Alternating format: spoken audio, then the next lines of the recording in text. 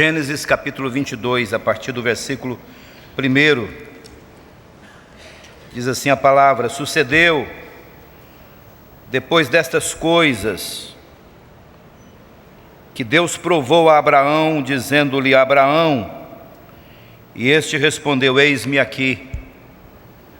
Prosseguiu Deus: Toma agora teu filho, teu único filho, Isaque, a quem amas, vai à terra de Moriá e oferece-o ali em holocausto sobre um dos montes que hei de te mostrar. Levantou-se, pois, Abraão de manhã cedo, a outra versão diz de madrugada, albardou o seu jumento e tomou consigo 2 de seus moços e Isaque seu filho, e tendo cortado lenha para o holocausto, partiu para ir ao lugar que Deus lhe dissera. Ao terceiro dia, levantou Abraão os olhos e viu o lugar de longe. E disse Abraão a seus moços: Ficai-vos aqui com o jumento, e eu e o mancebo iremos até lá. Depois de adorarmos, voltaremos a vós. Tomou, pois, Abraão a lenha do holocausto e a pôs sobre Isaque seu filho. Tomou também na mão o fogo e o cutelo, e foram caminhando juntos. Então disse Isaque a Abraão, seu pai: Meu pai. Respondeu Abraão: Eis-me aqui, meu filho.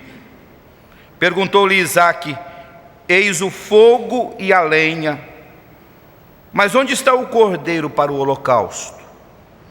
Respondeu Abraão: Deus proverá para si o cordeiro para o holocausto, meu filho. E os dois iam caminhando juntos.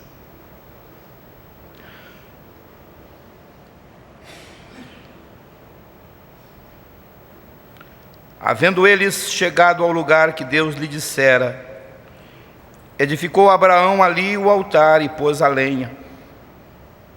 E pôs a lenha em ordem.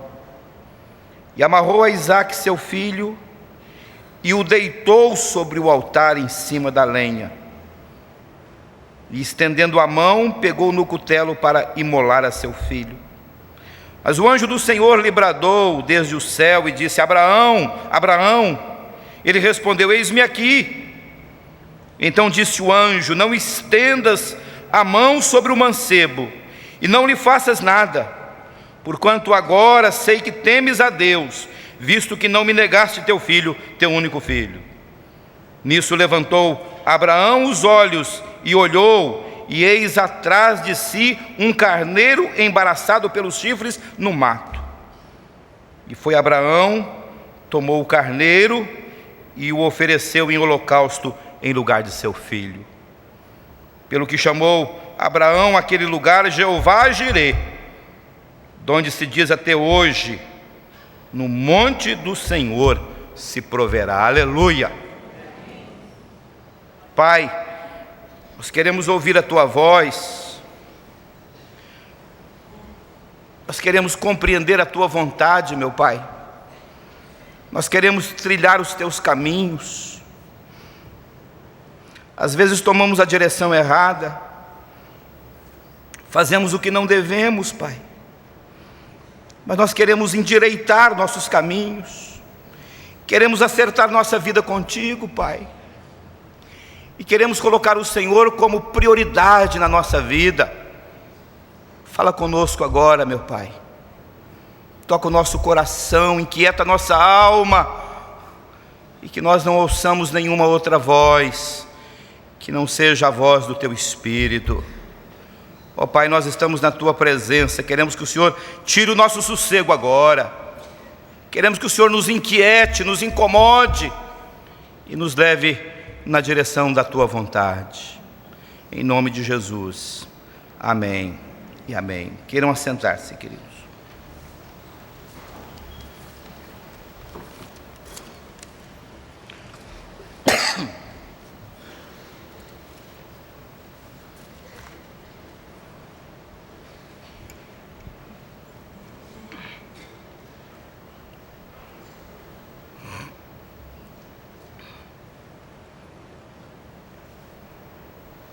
Nós todos conhecemos a história de Abraão, queridos. E olhem aqui, por favor, para você entender o que Deus quer de você nesta manhã. Abraão é uma das figuras mais destacadas e importantes da história bíblica e da humanidade.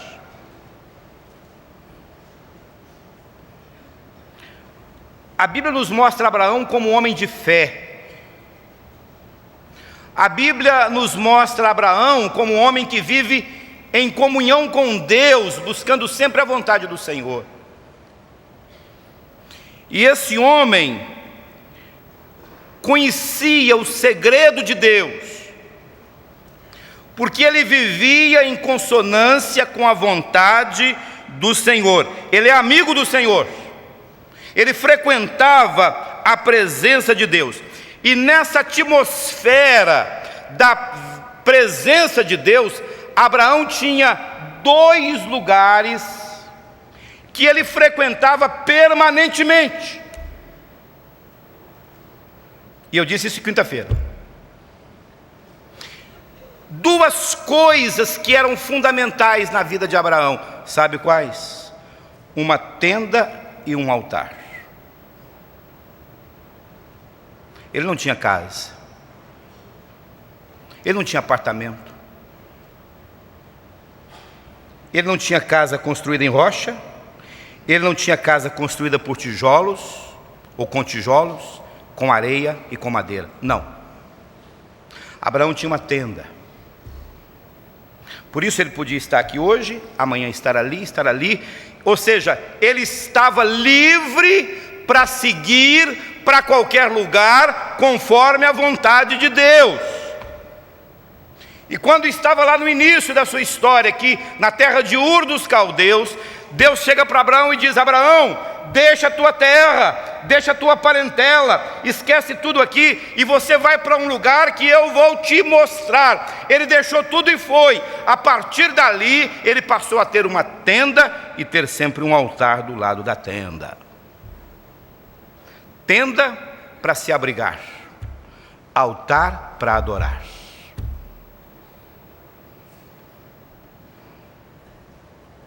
O altar, queridos, é o ponto alto da vida de Abraão. Na vida de Abraão, o altar é onde a terra chega ao céu e onde o céu chega à terra. É ali que ele tinha comunhão com Deus. É ali que ele se relacionava com o Senhor. É o ponto de união entre Deus e o patriarca. É o lugar de encontro com o Todo-Poderoso. É ali no altar que ele conversa com Deus. É ali que ele derrama sua alma em sacrifício. É ali que ele ouve a voz do Eterno. É ali que ele aquece o seu coração com a chama do céu. É ali que queima as impurezas da sua vida. É ali que ele retempera as forças para as grandes batalhas do Senhor. É no altar. Sabe a sua vida? Quando você está em crise emocional, crise financeira, crise familiar, crise moral, crise espiritual, crise pessoal, crise profissional, crise tomou conta da sua vida. Vai para o altar, querido. Vai para o altar. Muitos correm para o psicólogo, correm para o pastor. O pastor pode ir com você para o altar. Outros correm para um amigo. Vá para o altar. É isso que Abraão fazia. Ele ia para o altar. E ali no altar ele revigorava a sua energia. E então ele passava outra vez a realizar com poder a obra do Senhor. Mas tinha também uma tenda. A tenda na vida de Abraão vem provar o seguinte: olha, Senhor, eu não estou preso a lugar nenhum. Senhor, eu tenho uma tenda, e com essa tenda eu posso ir para qualquer lugar. É só desamarrar a tenda, arrancar o suporte da tenda e ir para qualquer lugar para onde o Senhor me mandar. É como o apóstolo Paulo: não tenho residência fixa. Eu estou nas mãos de Deus. Só. É isso que importa. Agora, preste atenção aqui, queridos. Não era um homem perfeito, não. Caiu muitas vezes, era mentiroso, mentiu, teve quedas, teve problemas sérios, tentou resolver um problema sério da sua descendência usando uma outra pessoa, tentando resolver o problema que Deus ia resolver para ele. Mas houve um dia que Abraão começou a sentir uma aflição no coração, e olha aqui para você ver como que as coisas aconteceram. Ele começou a sentir uma grande aflição no coração. Ele disse: olha, tem uma coisa que está me incomodando muito aqui dentro. E ele disse: Deus disse para mim. Eu estava um dia na minha tenda, e Deus disse: vem para fora, Abraão. Está no capítulo 15, não precisa abrir sua Bíblia agora não. Vem para fora. Era de noite, e Deus diz: Abraão, olha para o céu. Céu estrelado, estrelas incontáveis. E Deus diz para Abraão: olha para o céu. Ele olha, e Deus diz: Abraão, a tua descendência será como esse céu, não se pode contar. A tua descendência, Abraão, será incontável. Você crê nisso, Abraão? Creio. Combinado. O tempo passa, e quando Deus disse isso para Abraão, ele tinha 86 anos de idade. Tem alguém com 86 anos aqui? Erga o braço. Era mais velho do que todos nós aqui. Hein? Eu sei, mas não 86 exatamente. 86 anos. Deus disse: Abraão, você vai ter uma grande descendência. Aí 87 anos, nada. 88, nada. 89, nada. 90 anos, nada. Ele disse: olha, como é que eu vou ter descendência se eu não tenho filho? Como que eu vou perpetuar a minha obra se eu não tenho filhos? E aquilo começou a inquietar o coração dele, e começou a inquietar, e começou a inquietar. 91, 92, 93, 94, 95, 96, nada, quase 100 anos, não tem filho legítimo com a sua esposa. 98, aí chega 99, chegou a hora, aleluia. Vem o anjo e diz: Abraão, chegou a sua hora. E Abraão estava inquieto porque o filho não chegava. E sabe, quando chegou ali, diz o texto que quando estava lá com 86, que o anjo chegou e disse: olha, você vai ser papai com 86 anos. Ele deu um sorriso aqui no canto dos lábios, diz a Bíblia, como dizendo: é ruim, hein, com 86? Com 86 não dá mais não. Dá, porque o anjo diz: para Deus não tem nada impossível. As coisas impossíveis são para Deus. E agora com 99 anos chega o anjo e vai dizer o seguinte: Abraão, chegou a hora. Sara estava lá na porta escutando a conversa com o anjo, sem acreditar muito, e ela estava, sabe quanto? Era uma menininha aquela moça, 90 anos. Você imagina um casal 100, 99 e outro com 90 anos. Um casal de jovens.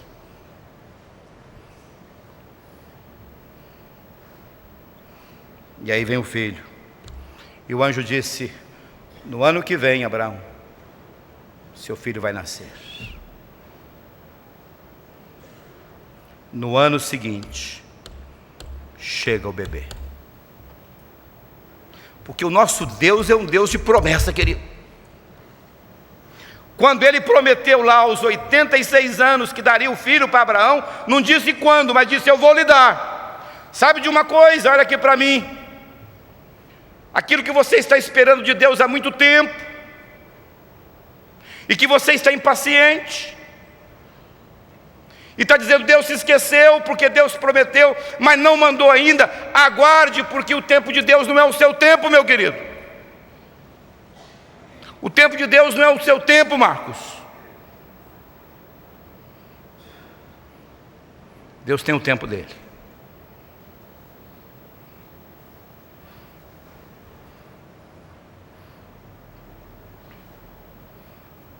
Um ano mais tarde chega o herdeiro.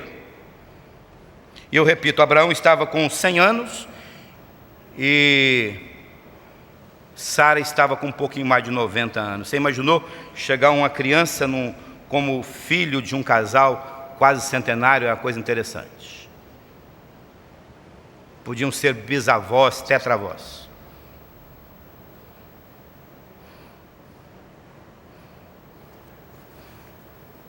Mas aí começaram a acontecer algumas coisas, queridos, e é isso que eu quero falar hoje, e essa é a tônica da mensagem desta manhã. Olha o que aconteceu ali com aquele rapaz. À medida, olhe só para você perceber, coristas, à medida que Isaac ia crescendo, ele foi ocupando o lugar de Deus no coração de Abraão.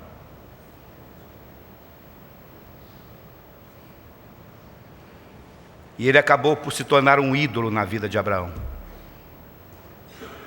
Abraão não pensava em outra coisa a não ser em Isaac. Ele vivia agora em função de Isaac. O próprio Deus diz para Abraão o seguinte: Isaac agora é o seu bem-amado, Abraão. É o seu bem-amado. E vou dizer uma coisa para você aqui agora, para você nunca mais esquecer, meu irmão. Deus não permite que nada esteja acima dele na nossa vida. Quando Jesus disse: ou você serve a Deus ou às riquezas, você não pode servir a dois senhores, é porque você não pode colocar nada acima de Deus, nem junto com Deus na sua vida. Deus tem que ter prioridade na nossa vida. Concorda com isso? Diga amém. Diga amém, que eu não estou ouvindo direito. Amém. Tem que ser assim. Tem que ser assim. E a vida de Abraão, então, agora vai ser submetida a uma terrível prova. Estou dizendo isso aqui hoje, querido, porque pode ser que a minha vida e a sua vida, em algum momento, vai ser submetida também a uma prova terrível. Tem que estar preparado para isso.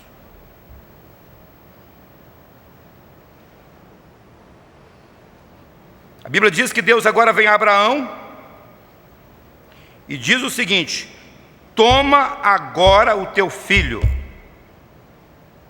o teu único filho, Isaque, o teu bem-amado. Veja como Deus diz: o teu bem-amado, e vai à terra de Moriá e oferece-o ali em holocausto sobre um dos montes que eu te hei de mostrar. Veja, Deus disse a terra, Moriá, mas não disse o monte.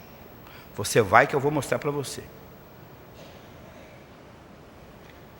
Você vai chegar lá, Abraão, e você vai sacrificar o seu filho. E você vai sacrificar o seu filho, Abraão, porque ele tomou o meu lugar no seu coração.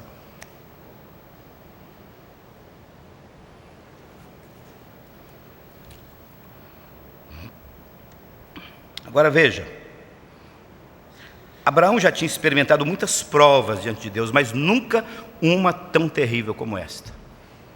Eu perguntei quinta-feira aqui para os pais: quantos pais temos aqui hoje? Levantem o braço. Agora, você já pensou, querido, que é que Deus chegar para mim e dizer: sacrifica teu filho? Pare para pensar em você agora, porque você diz: isso foi com Abraão há 5.000 anos. Não, pense em você hoje. Se Deus chegasse para você, Marcão, e dissesse: olha, sacrifica o filho, leva lá no monte, pega uma faca e mata, e sacrifica. O que você faria, querido? Você já pensou o que significa isso? Isso não é brincadeira, não, isso é coisa muito séria.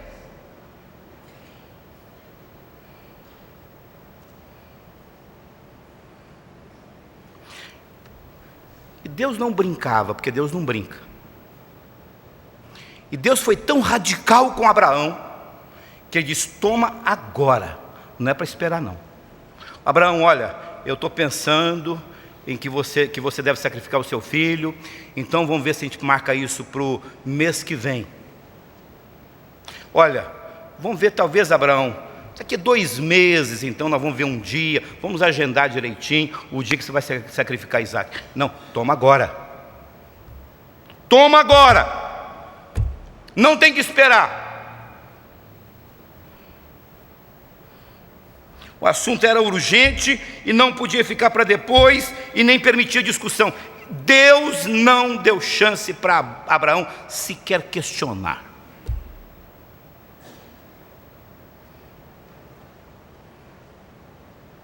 Sabe por quê, queridos? Olha aqui. Entre Abraão e Deus, sempre tinha havido um relacionamento aberto, transparente. Mas agora entre Abraão e Deus estava Isaac. E Isaac tinha que ser sacrificado.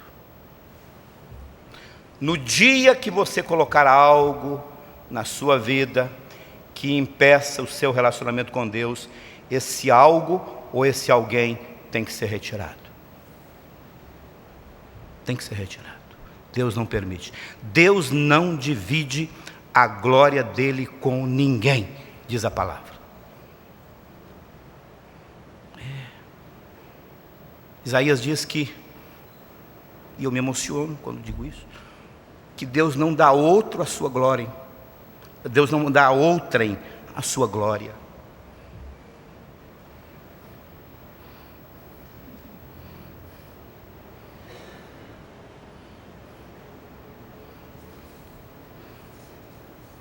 Abraão obedeceu. E eu posso imaginar aquela noite de Abraão. Abraão levantou-se de madrugada, arriou o seu jumento. Ele tinha muitos jumentos, ele era riquíssimo. Ele abordou o jumento, ele chamou 2 empregados e disse: olha, eu preciso de vocês agora, vamos fazer uma viagem. Ele rachou a lenha para o holocausto. Ele armou-se do cutelo e algumas versões dizem da faca. Ele apanhou o fogo, ele apanhou a sua vítima. A vítima, no caso, era o próprio filho, não era nenhum cordeiro, não era nenhum animal. E ele rumou para a terra de Moriá. Sabe onde ficava Moriá em relação ao lugar onde Abraão morava? Sabe, Cristiano, onde ficava? Acha que era uma coisa assim de 1 quilômetro? Você acha que era um lugar assim, ali? Nem o ali de Mineiro. Era muito mais do que ali. Abraão andou 3 dias de viagem. 3 dias, queridos. E depois de 3 dias, ele então vê Moriá. Deus então dá a Abraão o monte, ou a montanha que ele devia subir para sacrificar Isaac. Quando chega no pé da montanha, ele diz para os seus servos: fiquem aqui, eu vou com o garoto e depois nós voltamos. Para iludir, porque ele foi para matar mesmo. E quando chega lá no alto, ele levanta o altar.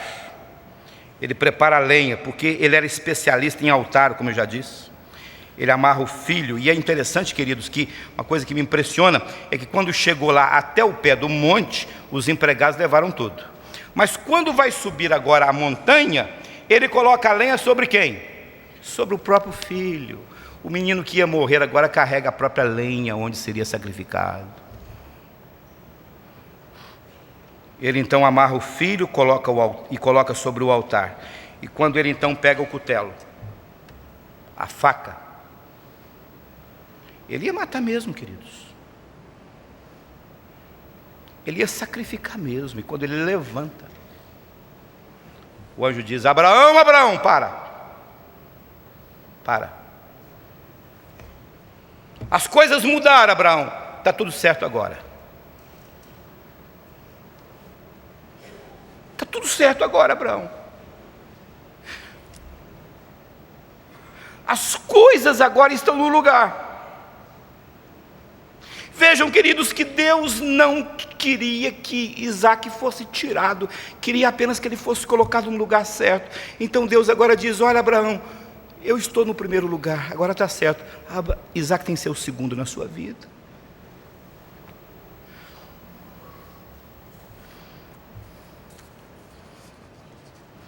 Caminhando para o fim agora, para aplicar isso na minha vida e na sua aqui hoje.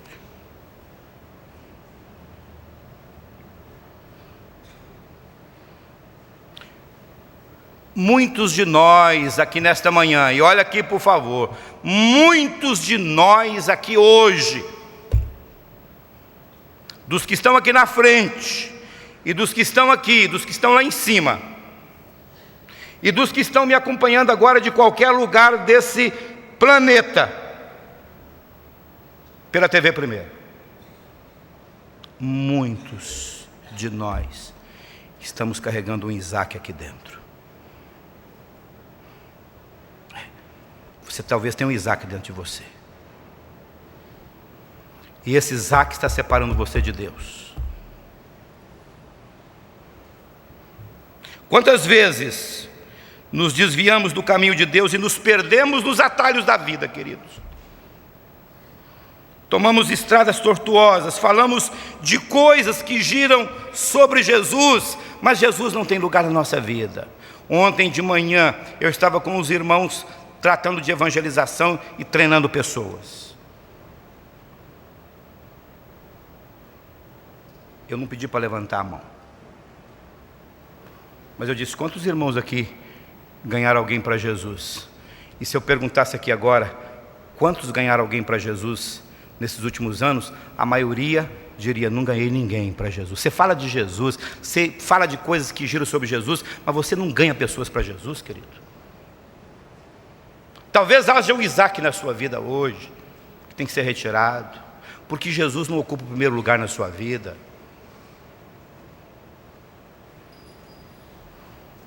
Nós confundimos as coisas que Jesus nos dá com a sua pessoa. Por exemplo, Deus tem dado muitas bênçãos para muitas pessoas aqui. Eu cheguei aqui há 15 anos.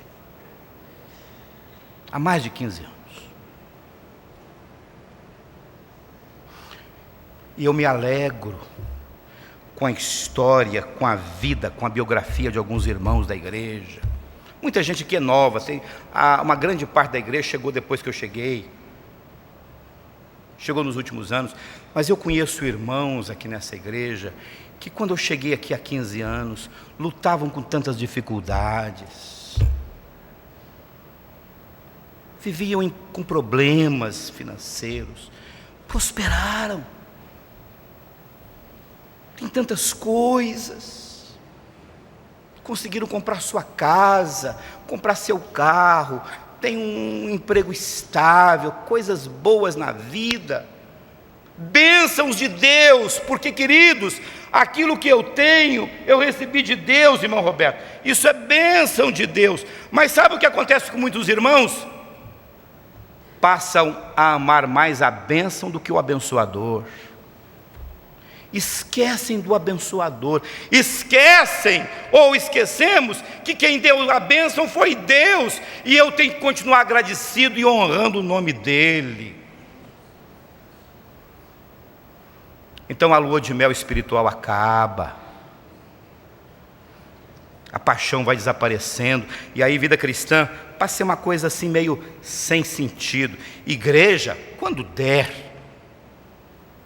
Trabalhar na igreja, quando for possível. Eu tenho tanta coisa para fazer. Mas quem deu emprego para você? Quem deu o que você tem? Deus deu, mas você não valoriza mais o Deus. E se sobrou alguma coisa, dá para Deus. Deus deu tudo para você, mas você dá um resto para Ele.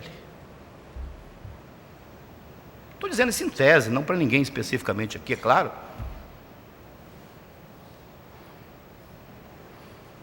Qual o seu Isaac hoje? Vamos identificá-lo aqui hoje? Talvez o seu Isaac seja a sua família. Você tem que amar sua família, tem que amar sua esposa, tem que amar seus filhos, tem que amar seus pais. Mas no dia que eles ocuparem o primeiro lugar na sua vida, você já inverteu as coisas. No dia que a família passar a ter prioridade em relação a Deus, você já perdeu o rumo. Deus tem que estar em primeiro lugar. Buscai primeiro o reino de Deus, diz a palavra, diz Jesus. Marido seu é prioridade. Esposa, filho, filha, pai, mãe, festas familiares. Uma irmã me chegou para mim outro dia: pastor, falei, mano, não foi à igreja domingo, não vi a irmã. Estava fazendo almoço para meu filho que foi me visitar. Mas logo no domingo tem que fazer almoço para o filho. Leva ele para a igreja. Ah, eu recebi parentes em casa de fazer almoço. No domingo, no dia do Senhor, tem cabimento?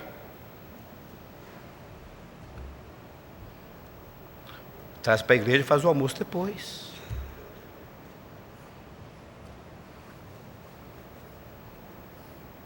Os bens, muitos ou poucos, os bens, aquela casa em construção, disse quinta-feira aqui, o irmão está sem casa, aí apareceu o lotezinho lá, a casa da sogra. Sogra é uma bênção, queridos. A ver, tem um terreninho, disse, vem fazer sua casinha aqui, meu genro. Ele vai fazer a casa, sonho da casa própria. Aí começa a construir a casa. Chega lá, chama os amigos, faz um mutirão, põe o dinheirinho todo mês lá, mas aí começa a fazer no sábado, aproveitando o sábado para trabalhar. Mas aí fica meio apertado, começa o domingo também, todo domingo está trabalhando na casa. A casa passou a ser a sua obsessão. Esquece de Deus. O apartamento novo. O apartamento novo que você comprou. E aí uma obsessão pelo apartamento, é a decoração, é detalhes. Deus nos deu um apartamento. Ao longo da vida, fomos acertando a vida, tentando economizar, até Deus nos desse um apartamento. Eu disse, Senhor, que isso nunca seja empecilho para te servir. 4 anos de construção. Eu raramente ia lá.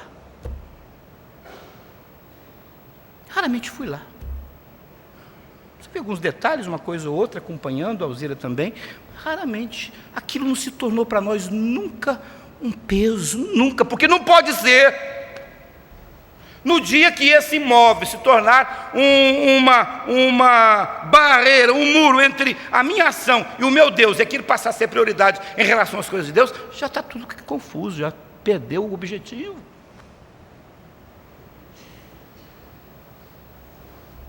Aquela casa na praia, aquele apartamento na praia ou na montanha. Aquele sítiozinho, né? Meu sonho é ter um sítio, pastor. Quer ter um sítio. Ah, irmão, então Deus vai lhe dar o sítio. Só que comprou o sítio aí, botou lá aquelas coisas todas, trabalha a semana toda, porque no trabalho não pode faltar. Tem que estar no trabalho cedo até a noite. Aí o sítio vai ser quando? Feriados e sábado. Aí vai para o sábado, olha, sábado à noite, estou voltando porque domingo tem igreja. Aí botou lá no sítio aquele porquinho, né? Os porquinhos, passou a amar os porquinhos. As galinhas, pastor, eu gosto tanto de galinha. Pastor, dá milho para galinha, é a melhor coisa que tem. E aí já não fica mais só no sábado, fica no domingo também. Aí começar domingo de manhã, eu vou voltar só à tarde, mas domingo à noite estou na igreja. Mas aí fica tão cansado de dar milho para a galinha, quando chega à noite não dá para vir à igreja também. Não vou à igreja hoje, estou muito cansado, porque amanhã eu tenho que estar descansado para trabalhar para o meu patrão. Você pode dizer, está exagerando, pastor? Você sabe que não estou não, querido. Se você quiser dizer que eu estou exagerando, pode dizer, mas você sabe que isso é verdade. Na vida de muita gente. O abençoador que deu o sítio, agora está em plano secundário na sua vida.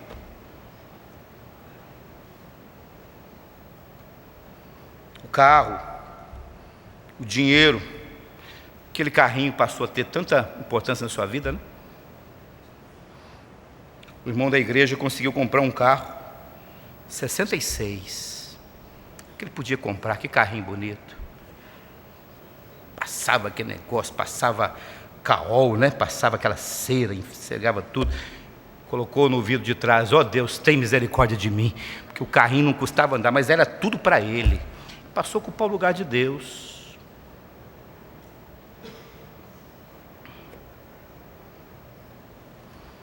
Comunhão. Vou dizer uma coisa para você, você pode se assustar agora. Você vai se assustar com o que eu vou dizer para você aqui agora. Você sabe que muita gente que faz da comunhão um Isaac? É. Porque tem muita gente que vem para a igreja no domingo, sabe para quê? Não é para adorar o Senhor, é para ver o irmão. Eu tenho um grupo lá na igreja, eu tenho que conversar, eu tenho que encontrar meus irmãos na igreja. Querido, eu quero ver o meu irmão na igreja, eu quero abraçar o meu irmão, eu quero fazer igual o Jadilson, beijar o meu irmão, eu quero fazer muito carinho no meu irmão. Mas ele é secundário para mim aqui na igreja. A minha prioridade quando eu entro aqui não é o meu irmão, é adorar o meu Senhor, aleluia. Tem que ser assim. Se um corista vem para cá porque tem que cantar, está equivocado. A prioridade sua não é o coro, é Jesus. E nós cantamos para Jesus. Quando Jesus, estou terminando já, quando Jesus olhou para Pedro, perguntou: Pedro, você me ama mais do que eles? Sabe para quem está falando? Porque eles apóstolos estavam ali. Você me ama mais do que eles? Se você ama essas pessoas mais do que a mim, está equivocado. Tem que me amar mais do que ama os meus discípulos. As ambições da vida. Pode ser o seu Isaac as ambições. Eu fico feliz, por exemplo, quando eu vejo os jovens aqui na igreja passando no vestibular. Eu fico muito feliz quando eu vejo os nossos jovens vencendo na vida. Esses últimos dias nós tivemos 2 grandes vitórias na nossa casa, para a glória de Deus. A Rebeca concluiu essa semana, depois de 7 anos de estudos, ela concluiu a sua especialização em odontologia. Foi a última semana dela estudando, louvado seja o Senhor. E o Gunther também conseguiu, numa prova difícil, passar para fazer agora o seu mestrado em Direito. Raquel, pela graça de Deus, também está começando a sua pós-graduação. Quer dizer, eu fico feliz quando eu vejo isso, quando eu posso ajudar. E eu louvo a Deus porque Ele deu esses filhos, porque Ele permite que eles estejam sonhando e crescendo. Tem que ser assim, queridos. Quando eu vejo os jovens na universidade, quando eu vejo os jovens alcançando espaços maiores nas suas áreas de atuação, eu fico feliz com isso. Maravilhoso isso. Quando eu sei que um jovem está trabalhando numa empresa e diz: pastor, fui promovido, eu disse aleluia. Mas nunca pode colocar a sua profissão antes de Deus. Nosso emprego, nosso curso, nossa função, nosso cargo.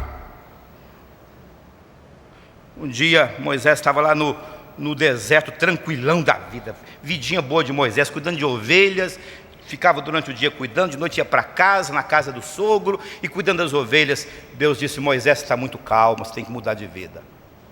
Eu vou levar você num lugar agora, e você vai queimar tudo isso que está prejudicando você, e vai queimar naquela sarça. E botou uma sarça lá, e o fogo ardia, a sarça não queimava, e não desaparecia, e naquela sarça Moisés pôde queimar também suas ambições.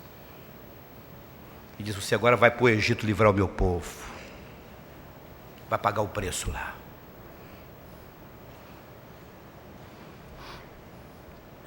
Qual o seu bem amado?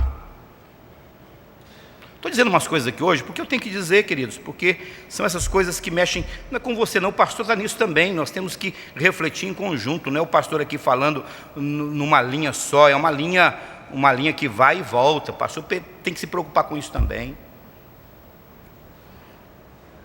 Vocês sabem que é bom a gente ter um time, torcer para um time, não é? Quando sabe torcer bem, quando sabe escolher é bom. Agora, tem pessoas que fazem do seu time de futebol a sua religião quase, briga por aquilo.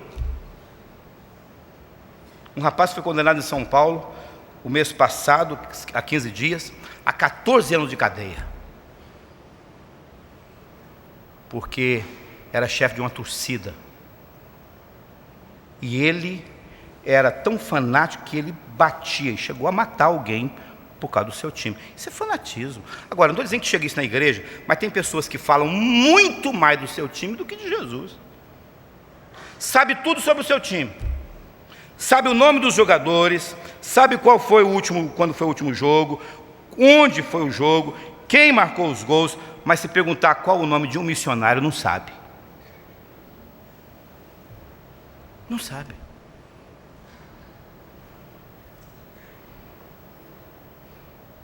Então eu quero perguntar outra vez. Qual é o seu Isaac? É o time predileto? Seu esporte predileto? Seus negócios? Seus filhos? Sua esposa?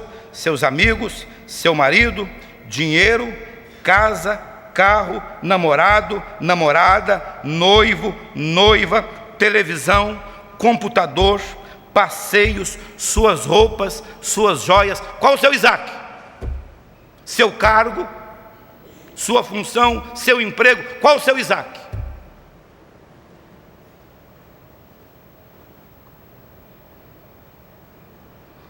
Então, nesta hora, você vai subir o Moriá. Toma agora teu Isaac e sobe o Moriá. Prepara o altar, sacrifica lá. Não quer dizer que você tem que tirar nada disso da sua vida. Você apenas tem que colocar isso no lugar certo. Tem que inverter. Deus não quer que você perca o que você tem, não. Ele lhe deu, Ele quer que você use, mas use da maneira certa. Feche os seus olhos. Curva a sua cabeça agora.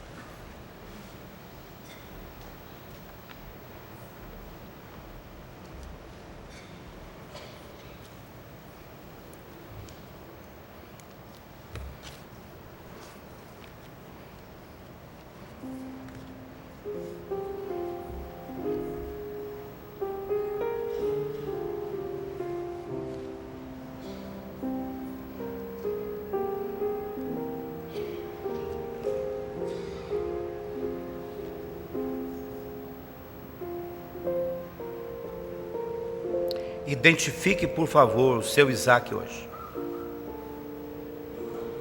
Seja ele qual for. Eu não tenho que dizer isso para você, é você que tem que saber. Acerte isso agora com Deus aí.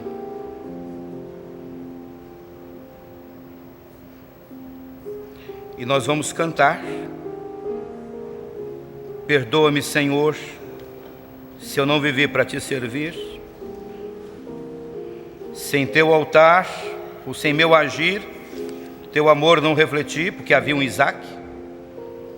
Perdoa-me, Senhor, se em teu caminho não segui, se falhas cometi, se tua doce voz não quis ouvir, porque havia um Isaac. Escuta minha oração, Senhor. Desejo aqui viver para teu louvor. Ensina-me a te ouvir e com amor servir, e os teus santos passos aqui seguir. Tira o Isaac agora. Nós vamos cantar. Eu vou pedir o seguinte: se você quiser orar comigo, hoje à noite estaremos consagrando para ministérios. Mas se você quer consagrar a vida agora primeiro ao Senhor, tirando o Isaac para estar pronto hoje à noite para consagrar para o ministério, você vai, à medida que estivermos cantando, você fica de pé agora. Não precisa dizer para ninguém. Não precisa dizer para o pastor qual é seu Isaac. Não tirou, você inverteu, tá bom. Troca o Isaac agora, diga: Senhor, toma o teu lugar, toma a direção da minha vida. Isaac vai para o segundo plano. Se você quer fazer isso agora, enquanto nós cantamos, você vai se levantando, ou você vai ficando de pé, e deixa Deus agir na sua vida.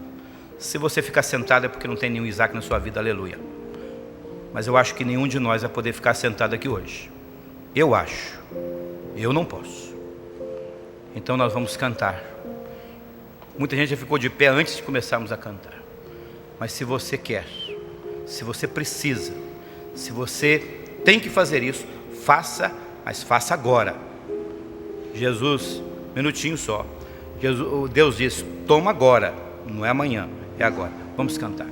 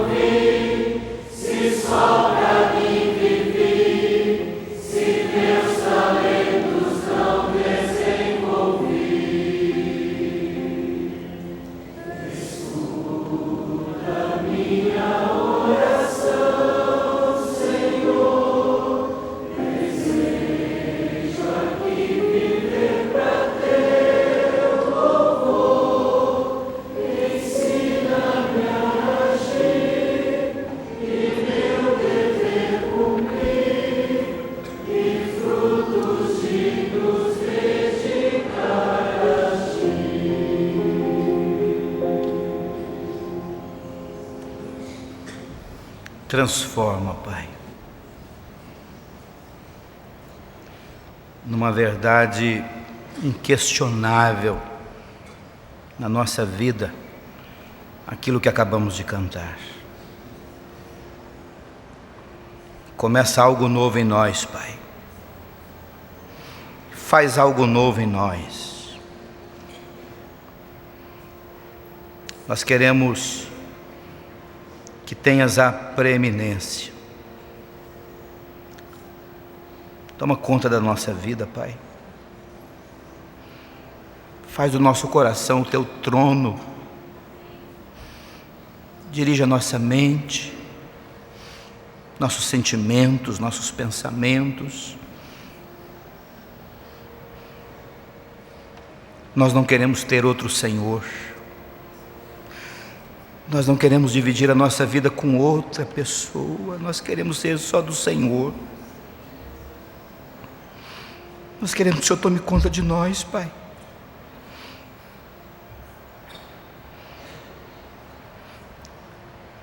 O Senhor tem sido tão bom conosco. Nós temos sido tão ingratos. Faz algo novo na nossa vida hoje, Pai.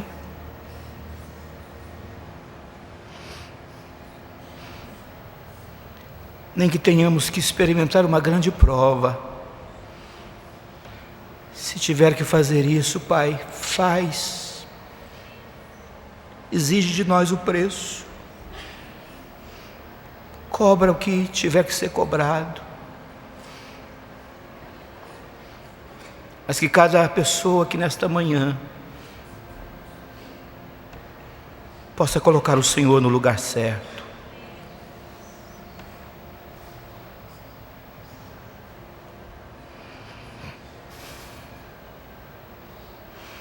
Cada adolescente, Pai, cada rapaz, cada moça, cada homem, cada senhora, não importa a idade, que tenhamos as prioridades corretas da nossa vida.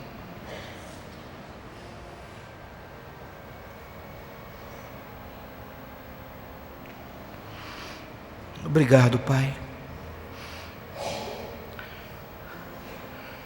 porque o Senhor nos dá uma segunda chance nesta manhã. Em nome de Jesus. Amém.